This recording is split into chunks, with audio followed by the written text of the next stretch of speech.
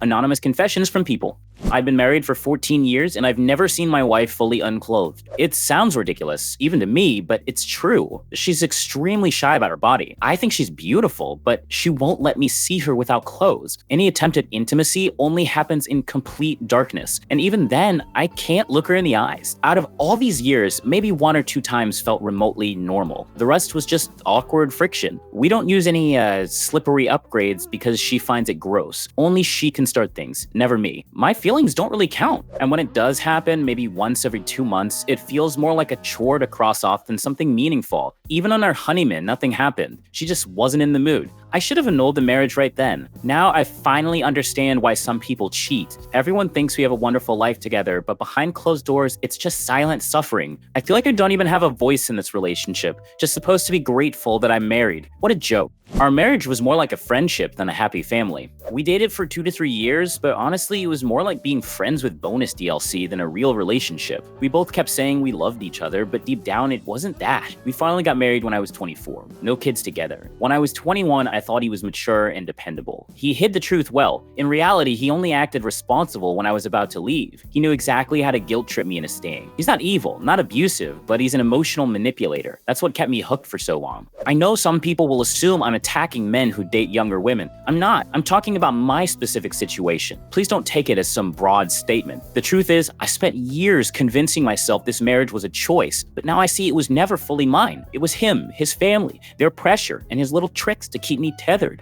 I just found my late daughter's unsent letters and I can't stop crying. She passed away in a car accident 2 weeks ago. We hadn't spoken in over 5 years, but I've loved her unconditionally all that time. I just didn't know how to make the first move out of respect for her boundaries. I was willing to wait my entire life if that's what it took. A few days ago, I returned to work. I'm a lawyer and can't afford long breaks. That same day, my ex-wife showed up at the office holding a folder she found in our daughter's room. Inside were letters she had written to me, but never sent. I waited until evening to read them at home because I knew I wouldn't hold it together at work. And I was right. I've been crying for 4 hours straight. In the letters, she confessed feeling awkward and ashamed about drifting away from me. She said she still loved me, wanted to reconnect, dreamed of traveling together and meeting my new family. She asked if I thought about her as much as she thought about me, and if I was proud of her. She shared that she had followed in my footsteps and enrolled in law school. One letter was written after a breakup, detailing how hard it was for her and how much she missed my support. Tears had left marks on the pages. It broke my heart. I would give everything I own just to spend 10 minutes with her, to hug her, tell her I love her, and how proud I am beyond measure.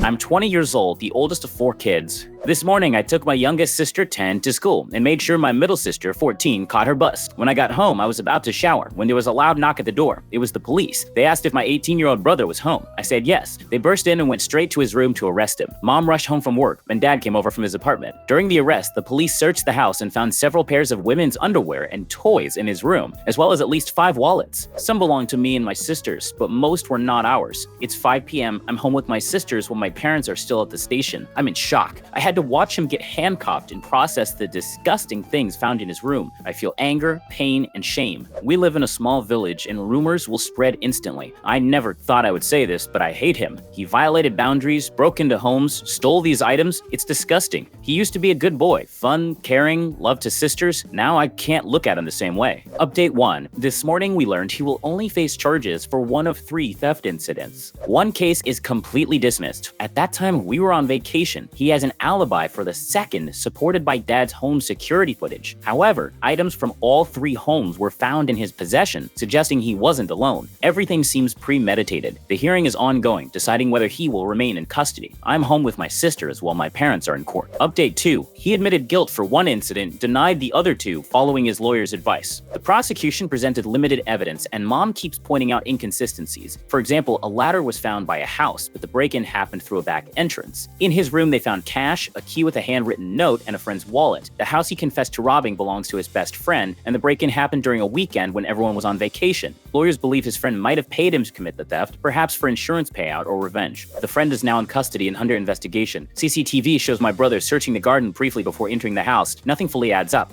I accidentally read a private group chat between some women I knew, and it destroyed me. I'm 25 now, but a few years ago, I was helping one of them fix her laptop. She handed it over herself. After I got it working, a message popped up on iMessage. I made the worst mistake of my life. I scrolled. What I saw was them talking about me. A few days earlier, she had mentioned she was going to give me her laptop. The others started teasing her, and she replied that I'd never be interesting as a man because of, well, my mini-boss stats. Back when we first talked, she told me it wasn't the right time for anything romantic. I respected that, backed off, and honestly didn't feel too hurt. But reading what they really said was brutal. Stuff like, at what point is it not a man anymore? Just a boy. He'd be perfect for a different kind of surgery. They weren't lying. That's what stung the most. Seeing those words from women I admired just crushed me. After that, I returned the laptop through a mutual friend and cut contact completely. Since then, I quit my office job and switched to remote work. In the last 2 years, I've left my apartment maybe 5 times. People love saying size doesn't matter. Easy to say when it's not about you. It feels like being a millionaire and telling others money doesn't matter. I hate that I believe their words now. Sometimes I even wonder if I should have just been born different. I know my issues go deeper, childhood stuff, old trauma, but that one moment in their chat is burned into my brain forever.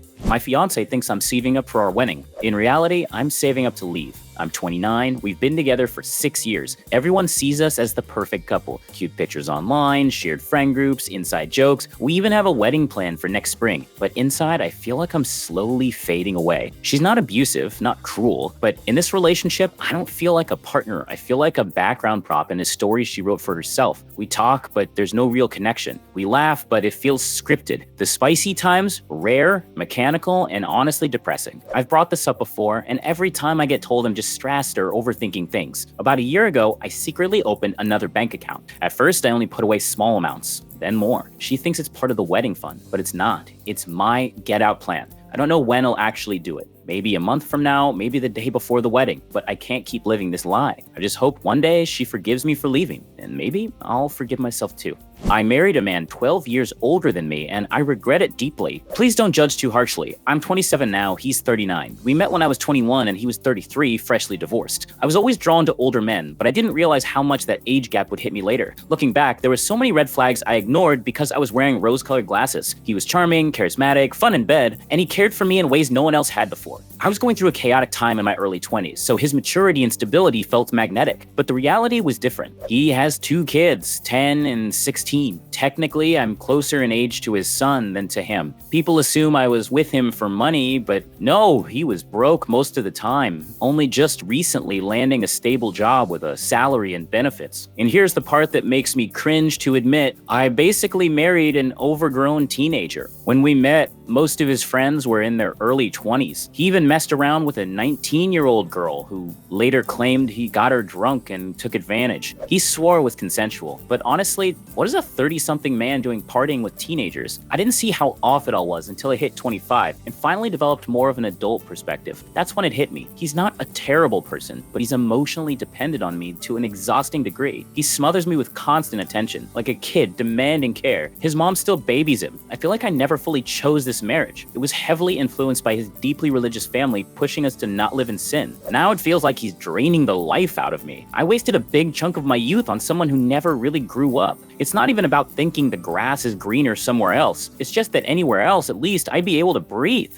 I'm giving my boomer parents a taste of their own medicine. They honestly believed they were great parents just because they provided for us financially. But their emotional intelligence, negative levels. My dad was loud, harsh, quick with criticism, and never shy about using his hands. Most of the time, he was either working, fixing things around the house, or, as I found out later, running a long-term side romance. Family time with him was never really about us, just about tagging along with whatever he wanted to do. My mom spent her life defending his behavior, while constantly belittling my feelings and manipulating me. Now, I'm a parent myself. I had a child later in life, so I've got a young son and aging parents at the same time. It's not easy, especially since my kid needs the very emotional support I never had as a child. Back then, all we got were yelling, shaming, and discipline taps. One day, I noticed I had started talking to my parents in the same sharp tone they once used on me, like they were just an obstacle in my life. I rarely visit, even though we live close by. My mom has health issues, and for a moment, I felt guilty until I realized realized the roles have simply flipped. When I was small and helpless, what did they do? What example did they set? Recently, they moved into a smaller apartment and my mom was upset. Neighbors asked her not to hang her wind chimes outside their window. I almost comforted her, but then I stopped. How would she have treated me in that moment? She would have minimized it, told me others have it worse, and ordered me to be grateful. So I said exactly that back. You should be grateful for all the years you had your own house and yard. Not everyone gets that. She went quiet, and honestly, I love that silence. The silence of someone who just had their feelings dismissed. A silence I know all too well. Another time when my dad was criticizing one of my decisions, I threw his own line back at him. Want me to give you something to cry about? Then I told him I wouldn't attend family gatherings if my older brother, an aggressive drunk, was present. It's either separate holidays or no holidays. They didn't give me love when I needed it, so they don't get to demand it from me now. I'll only give what I genuinely want to give. Their feelings matter to me exactly as much as mine matter to them. Now all my patience, care, and love go to my son, so that one day, when our roles reverse, I'll see in him the support and warmth I never got.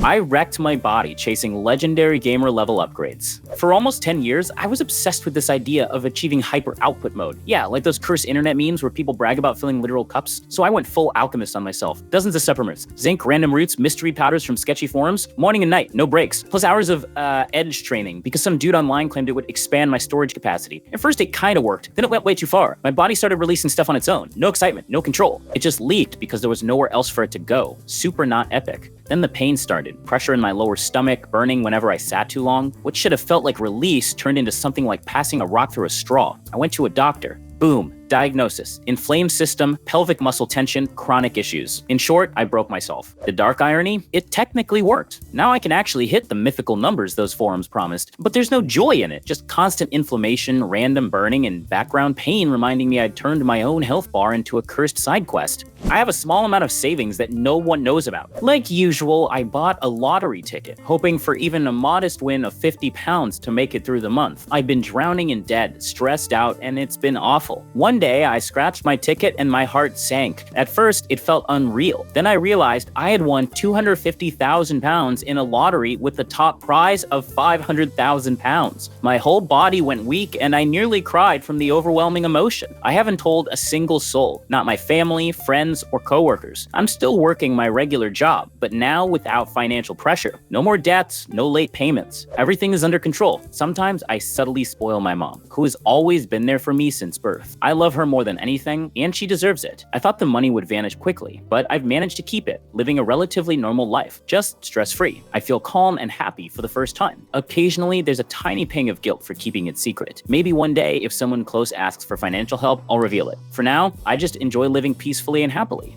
People keep making the dumbest assumptions about me. Whenever I try to share my story, someone always twists it into their own narrative. Like, I'll talk about my situation, and instantly I get comments like, "Oh, so you hate men dating younger women. You're just bitter because you made bad choices. You're blaming him for your own mistakes." No, that's not what I'm saying at all. I'm not speaking for everyone. I'm speaking about myself, about what I lived through, what I ignored, and what I regret. But people can't help projecting their own takes onto it. It's exhausting. Sometimes I wonder if sharing confessions like this even matters, because instead of being heard, I just end up drowned out by everyone else's hot takes. My coworker accidentally showed me some really personal photos. She's 26, quite a bit younger than me, I'm 50, and somehow, whether by accident or maybe on purpose, she let me see her very daring selfies. We work together at a restaurant. She's a waitress, I'm a bartender. She's been here only a few months, while I've been around for almost 8 years. When she first started, everyone thought she was too shy and quiet for the job, but over time she opened up a bit. In the last few weeks, we started chatting more, joking around, almost like friends. Honestly, I like her. She's kind of quirky, a little nerdy, but cute and in good shape. Despite that, our relationship has always been strictly professional. No flirting, nothing inappropriate. We don't hang out outside of work. The closest we've come to talking about personal stuff were her stories about unlucky experiences on dating sites. Last weekend, she took a day off and went to the beach. On Monday evening, we were chatting at the bar and I asked her how the trip went. She said it was great and offered to show me some photos. She grabbed her phone, opened one of the recent pics, then said she needed to check on her tables, handed me the phone and said, "Just scroll through." The first dozen photos were normal beach stuff, her with friends on the boardwalk, at a poolside bar. Then suddenly, boom, there it was, a very bold photo of her in bed, completely unclothed. I froze for a second, glanced around to make sure no one was watching, and kept scrolling. There were close-ups, then photos of her posing in ways that were definitely not PG. fingers, and other personal stuff included. Altogether, there were about 20 bold photos. After that, the normal beach pictures continued. I went back to the first photo right when she came back. She didn't react. No worry, no embarrassment, as if she didn't realize I might have seen something. She acted totally casual, but I must have turned bright red because she asked, "Are you okay?" I pretended nothing happened and said her trip looked like it was amazing. She casually replied she wished it had lasted longer. Later, I asked if she met anyone there. She said no, and that her love life was still kind of slow. No one really interested her right now. So honestly, I don't know if she meant those photos for anyone specific, if she wanted me to accidentally see them, or if it was just a fluke. Maybe she completely forgot they were there. The problem is, now I can't get those photos out of my head. I keep thinking about them and want to see them again. Honestly, I even want to see all of it in real life. Update, since many has. After that incident, we worked together a couple more times and neither of us mentioned it once. Despite some comments I read online from Reddit users, I wasn't sure if she did it on purpose, so I didn't bring it up. Since she didn't say anything either, I assumed it was accidental. But last night, she directly asked me, "Did you accidentally see something you weren't supposed to while looking at my photos?" She was clearly nervous and asked it without any flirty undertones. I told the truth, that I saw a few shots, quickly scrolled past them to get back to the vacation pictures. After that, she couldn't even look at me. She turned red, like cartoon red. Then she apologized and said she was drunk when she took those photos and had completely forgotten about them. She only discovered them recently while preparing to post something on social media. I apologized too, said I should have immediately turned off the phone when I saw something personal, and then dumbly I said something even sillier like I hoped she wanted me to see them. I shouldn't have said that, but I guess I was influenced by some Reddit chatter and thought I'd take a tiny risk. She literally turned an even deeper shade of red, but then she said something interesting. She told me it wasn't on purpose, but she wasn't mad that I saw the photos. She mentioned she would only send such photos to someone after getting close, not before. We locked eyes for a moment, my stomach twisted, but it didn't last long. She added, "Too bad, but I don't date people I work with." Then she made me promise I wouldn't tell any coworkers about it. I promised, and that was it. The whole conversation lasted less than a minute, and after that, she barely spoke to me for the rest of the shift. So yeah, not the most dramatic ending. No follow-up date, no OnlyFans, no HR complaints. Just an awkward conversation. Probably for the best.